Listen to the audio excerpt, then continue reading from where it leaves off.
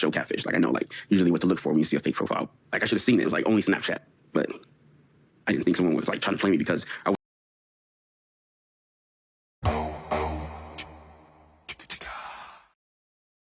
Listen, hear me out. Just hear me out, man. Like on a serious level, hear your brother out here. Listen, let me tell you something real quick. I know there's people out there who feel sorry for him. I know there's people out there who may even relate to him. I'm gonna tell you something. When it comes to 90 Day Fiancé, I don't feel sorry for anyone that goes on the show. Why? Because no one who goes on this show really deserves sympathy because they've all lost their head. So hear me out when I say this, right? My man sat there and said, I should have seen the signs because I watched Catfish and we was only really talking on Snapchat anyway. Alright, cool, boom. Obviously, I'm not gonna neglect the fact that this man right here, Tyray here, obviously, desperation is a serious problem. When you are desperate for love, you're desperate for attention, you will blind yourself from the most clearest red flags possible.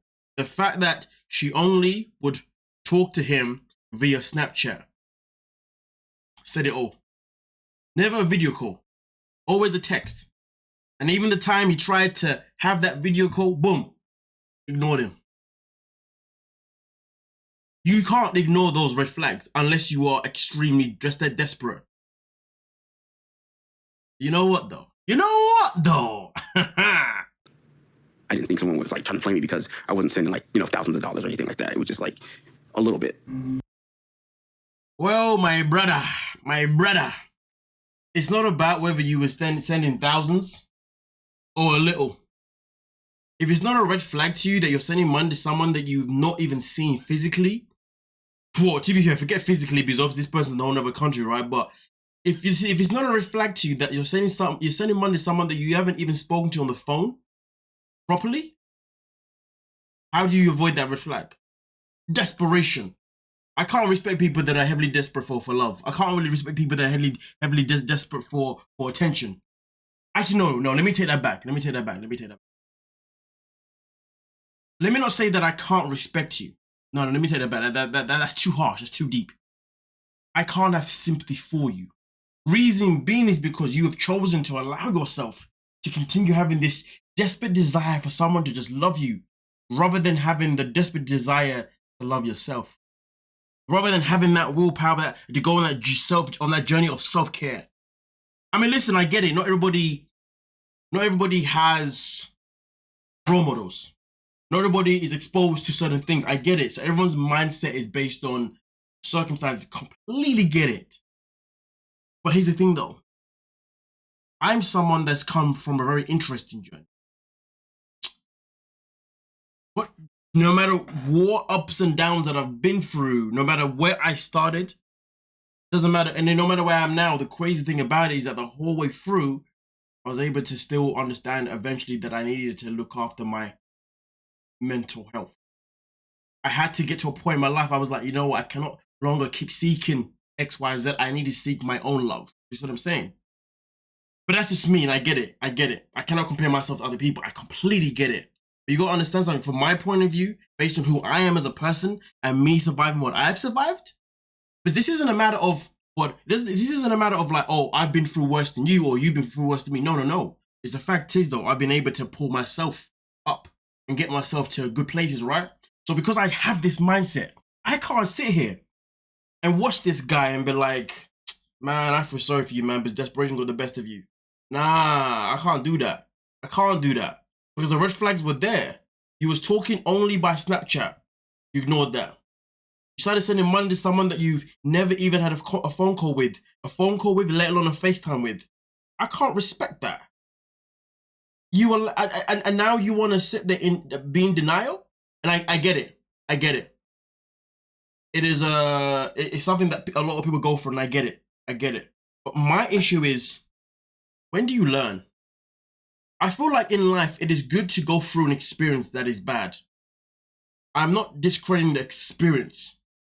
I'm discrediting, but will you learn from this experience? That is one of the biggest issues that we have in society. People not learning from experiences that were not good from them. Sometimes some experiences can't avoid them. But is this guy choosing to learn from this experience? Well, let's continue. Carmella initially asked me for money back in 2019, and I said no. And then she just kind of was like, oh, okay, and kind of ignored me. And you then ignored that red flag. And I gotta keep it a buck. Her name is not Camilla. His name is Christian. Process that, bro. Stop saying Camilla. Camilla doesn't exist. There's a guy called Christian. And we're gonna get to Christian because we get to hear his voice. Until March 2020, she messaged me. That's when I kind of like let my guard down and sent her something.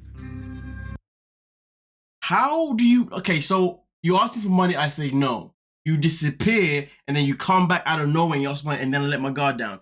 How does that make sense? Can somebody please break it down to me how that makes sense so I can have some form of sympathy? Because that doesn't make sense to me to the slightest. Like, what is good here? I send between $50 to $100 a month. You know, she doesn't really question the amount I give her, but she just like... Put your hand up, put your hands up in the air if you believe that this man only sent her $50 to $100 a month. Put your hand up, man. Anyone? Hello? Are we gonna put a hand up? Well, those people that put their hand up, I worry about you, but the people who kept their hand down, there ain't no way that Camilla was sticking around. Well, my apologies. Christian was sticking around for just $50 to $100 a month. Unless, of course, Christian's got a whole bunch of men lined up, you know, sending money. And maybe even women as well, sending money. Then it's all accumulating. Fair enough. But really and truly, $50, $100. And then he continues by saying, she never really, you know, spoke about how much I sent her. Never really complained about how much I was sending her. That tells me my brother here was sending her way much more than 50 to 100. He was probably sending her probably 500 a month. Who knows? But 50 to 100? I'm not buying that. Who's gonna stick around? That's chop change to someone who's a scam artist. That's chop change. They want more. You know what I'm saying? And the longer they talk to you for, the more they start to ask for. Anyway, we'll continue. It's like my emotions are like all over the place. It's like you can like feel it, but then it's like it still doesn't feel real. It's like, all right, cool. I'm gonna give a little bit of sympathy right here. I can see my brother struggling here. You can see, you know, he's breathing. It's like when emotions are involved, emotions are a powerful tool. Weapon of mass destruction. So I feel sorry for him. I do generally feel sorry for him that his emotions are commonly upside down. I do feel sorry. But should have avoided it. How? When she dusted. When Kristen dusted after asking for money, you should be like, that's it. I'm out. I mean, I get it. He's a 33-year-old virgin or 30-something-old virgin. I get it. So he is vulnerable as hell. I got to put myself in his shoes to be honest with him and be a bit less critical and give the fact that this guy is actually a virgin. A 33-year-old, something around the age, virgin.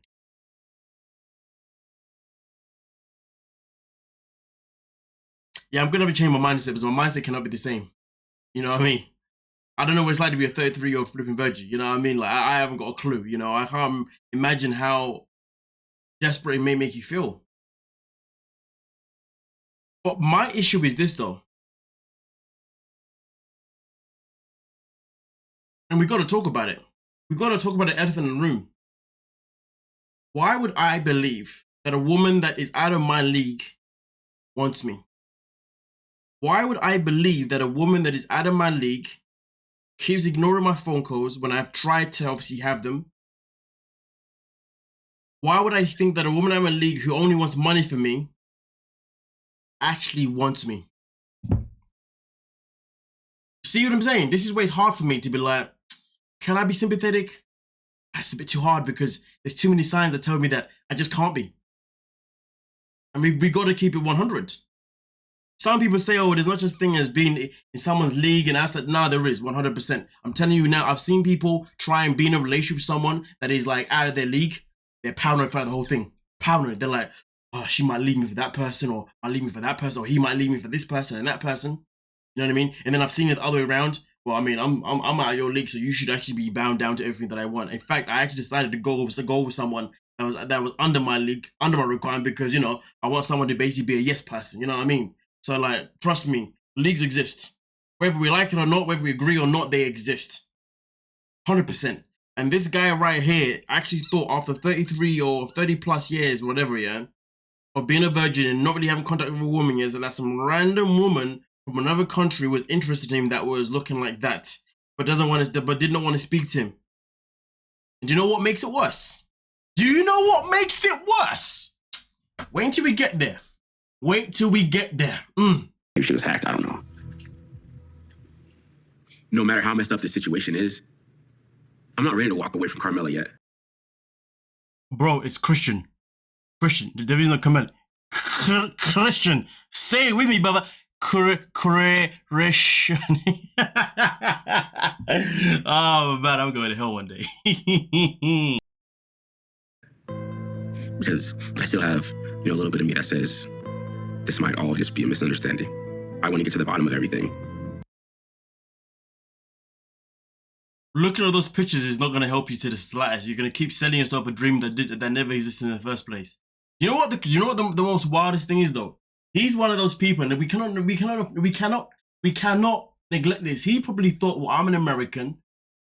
She's from wherever she's from now. I forgot. My apologies. Well, I say she's from there. To be honest with you, we don't know where Christian's actually from. Christian could be from a whole other country. But anyway. The fact is, though, let's not forget, though, that some Americans have an entitlement to think that, oh, because I'm an American, she's going to want me anyway. You know what I'm saying? So he probably thought that she wanted him because of where he's from, not even because of how he looks.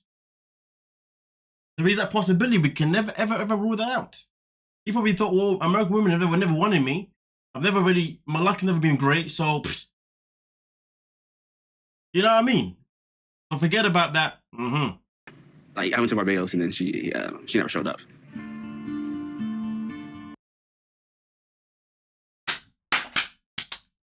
He went to Barbados last year. She never showed up. How can I feel sorry for someone like this? Come on, man. If you go through an experience, right, okay, cool. I get it. Sometimes we go through experiences and then we have to learn from it. But if you're not learning from experiences, I have no sympathy for you. And this is where I'm talking about. This is why no matter how much I try and have a little bit of sympathy for this guy, he keeps saying things that add on more ammo for me to be like, yeah, I don't feel sorry for you. He's already attempted to go see this person. He attempted to have a phone call. Where he attempted to actually ask to have a phone call or video call on Snapchat. She ignored him. Then she asked him for money. He said no. Then she ignored him. She came back, and now he's saying yes. He's gone to Barbados. She wasn't there. He's come back, and he's still sending her money. Man, I need to stop saying her because it's Christian. Goodness sake. He didn't learn. If he'd gone to Barbados, to be fair, he should have learned. He should have learned with things before that anyway. Before even going to Barbados, there was signs. But at this point, he's been emotionally manipulated. I get it. He's gone to Barbados. She stored him up. He spent money to go to Barbados. That was not a cheap flight. You know what I'm saying? Okay. She was not there. Christian was not there. Carmella was not there. That's it. You learn from that. You say, you know what? I'm not talking to this person again. That's it. That's the whole trip, bro. And bear in mind, this is someone that cares for his own mother. So you better go out of your way. Get someone else to take your role to care while she went to Barbados. And Carmella, aka Christian, knew about that. They allowed you to leave your mother that needs you, that you care for. Took full advantage of you. And you couldn't learn from that because your emotion. Nah. If you don't learn from the experience, then no. I gotta be hard on you, because if I'm not hard on you, how are you ever gonna learn? If I'm giving you sympathy, how are you gonna learn? I gotta be telling you how it is. But obviously in the right way. Of course, not in an aggressive way. Obviously, this isn't how I tell someone that I know, you know what I mean? I tell them in a different way, of course, you know what I mean? In a way that I know that they would understand based on their personality. But this guy here, he's already been in Barbados. Christian wasn't there. Didn't respond. He kind of just ghosted me. I was heartbroken, like traveling 4,000 miles for someone and they don't show up. And also, this guy just said, yeah, he booked a 4-day trip there during COVID, but he had to quarantine for 3 days. That means you only had 1 day to actually even see her. Hence, now he's heartbroken.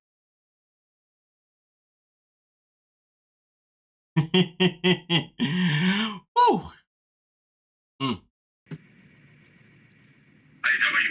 I'm good, thank you. Right. Thank you so much for answering. Oh, you're welcome. You know what though, man? It's a good thing that his friend was there with him when he first heard the voice of Christian. Obviously, this is Christian right now, aka Carmella. So, what is your name? I'm Christian. Christian, okay. True. Man is gone, dusted. But I hope that reality is now hitting me even more. But at the same time, though, he's still on the show. It means reality obviously didn't hit him well enough. He continued filming. I can't feel sorry for someone like this. Come on, man. Are you for real, for real? All the signs were there.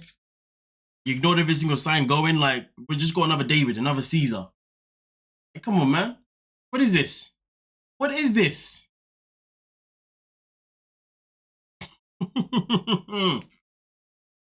Well, it is what it is. You guys let me know what you're thinking down below in the comment section and we'll talk about it. Don't forget to like, sub, and of course, peace.